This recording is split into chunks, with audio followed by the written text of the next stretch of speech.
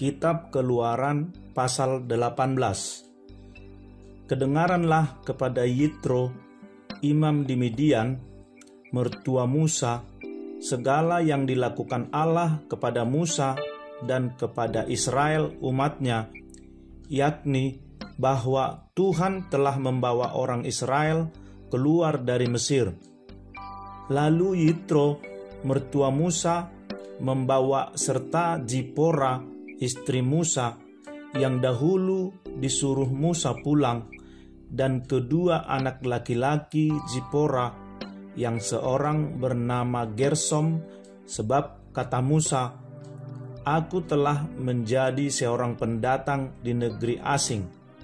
Dan yang seorang lagi bernama Eliezer, sebab katanya, "Allah Bapakku adalah penolongku dan telah menyelamatkan aku dari pedang Firaun." Ketika Yitro, mertua Musa, beserta anak-anak dan istri Musa sampai kepadanya di padang gurun, tempat ia berkemah dekat gunung Allah, disuruhnyalah mengatakan kepada Musa, "Aku, mertuamu Yitro, datang kepadamu membawa istrimu beserta kedua anaknya." Lalu keluarlah Musa menyongsong mertuanya itu, sujudlah ia kepadanya dan menciumnya. Mereka menanyakan keselamatan masing-masing, lalu masuk ke dalam kemah. Sesudah itu Musa menceritakan kepada mertuanya segala yang dilakukan Tuhan kepada Firaun dan kepada orang Mesir karena Israel, dan segala kesusahan yang mereka alami di jalan, dan bagaimana Tuhan menyelamatkan mereka.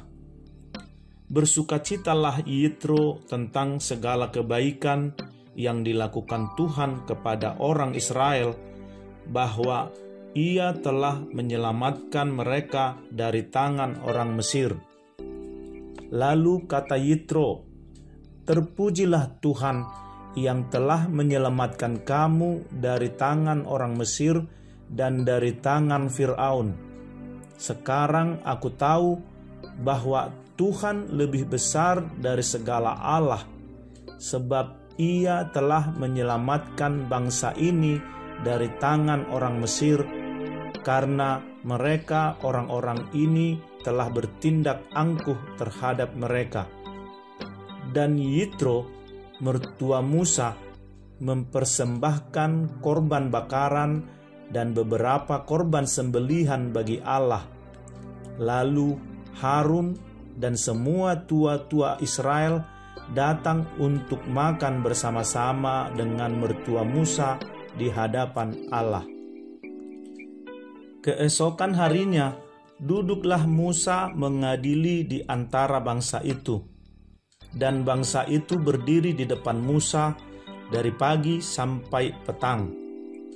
Ketika mertua Musa melihat segala yang dilakukannya kepada bangsa itu, berkatalah ia, "Apakah ini yang kau lakukan kepada bangsa itu?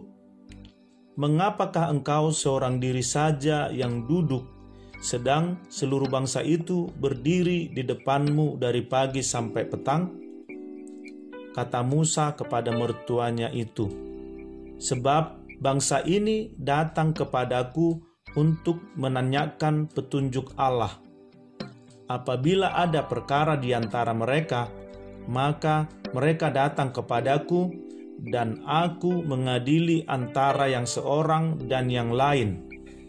Lagi pula, aku memberitahukan kepada mereka ketetapan-ketetapan dan keputusan-keputusan Allah." Tetapi mertua Musa menjawabnya, "Tidak baik seperti yang kau lakukan itu. Engkau akan menjadi sangat lelah, baik engkau, baik bangsa yang beserta engkau ini, sebab pekerjaan ini terlalu berat bagimu.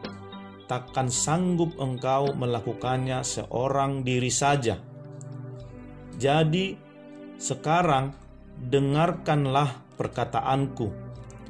Aku akan memberi nasihat kepadamu, dan Allah akan menyertai engkau. Adapun engkau, wakililah bangsa itu di hadapan Allah, dan kau hadapkanlah perkara-perkara mereka kepada Allah. Kemudian haruslah engkau mengajarkan kepada mereka ketetapan-ketetapan dan keputusan-keputusan, dan memberitahukan kepada mereka jalan yang harus dijalani dan pekerjaan yang harus dilakukan.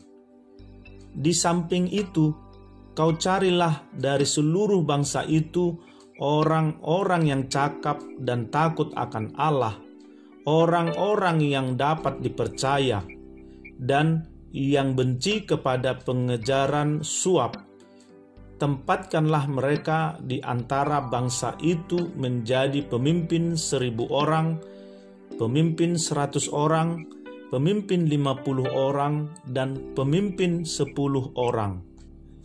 Dan sewaktu-waktu mereka harus mengadili di antara bangsa, maka segala perkara yang besar haruslah dihadapkan mereka kepadamu, tetapi segala perkara yang kecil diadili mereka sendiri. Dengan demikian mereka meringankan pekerjaanmu, dan mereka bersama-sama dengan engkau turut menanggungnya.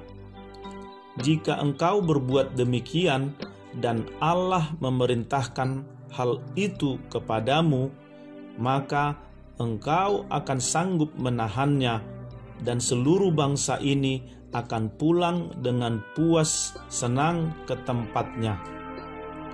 Musa mendengarkan perkataan mertuanya itu, dan dilakukannya segala yang dikatakannya. Dari seluruh orang Israel, Musa memilih orang-orang cakap dan mengangkat mereka menjadi kepala atas bangsa itu, menjadi pemimpin 1.000 orang, pemimpin 100 orang, pemimpin 50 orang, dan pemimpin 10 orang. Mereka ini mengadili di antara bangsa itu sewaktu-waktu. Perkara-perkara yang sukar dihadapkan mereka kepada Musa, tetapi perkara-perkara yang kecil diadili mereka sendiri. Kemudian Musa membiarkan mertuanya itu pergi, dan ia pulang ke negerinya.